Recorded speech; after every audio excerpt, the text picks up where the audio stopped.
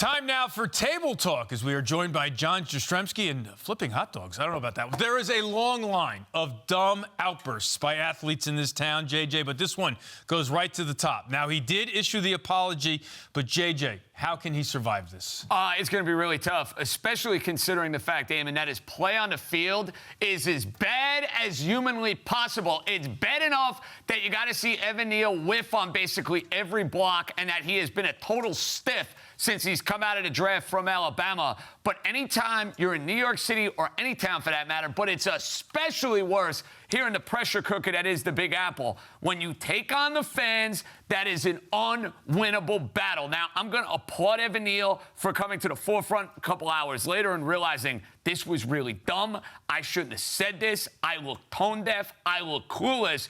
But when you take bad play and you're already the butt of all jokes and Giant fans are looking to kill you every which way, you made your life that much more challenging, that much more difficult. And the only way you survive it is snap out of it and snap out of it fast. Yeah, so he issued the apology. Of course, the next step will be meeting the media with the cameras and tape recorders rolling, but obviously playing better will be the most important step for Evan Neal. All right, Joe Schoen was gifted 2 top 10 picks to begin his Giant career, and he went with Kayvon Thibodeau with the 5th pick, and then Neal 2 picks later. So does Schoen start to feel the heat for their lack of productivity? I don't think there's any question, and I think it's far more about Evan Neal than it is Kayvon Thibodeau, who's been up and down, and it's had some glimpses. He had a decent game a couple weeks ago against the San Francisco 49ers, and I thought he was okay for the most part against the Seattle Seahawks on Monday night.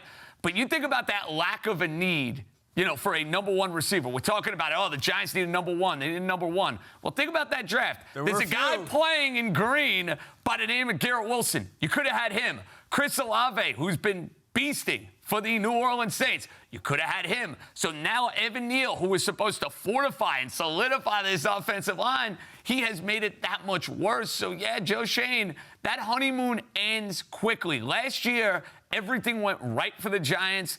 The jury's still kind of out on what your draft picks are. Now it's the second year. You're going to hear a lot more criticism.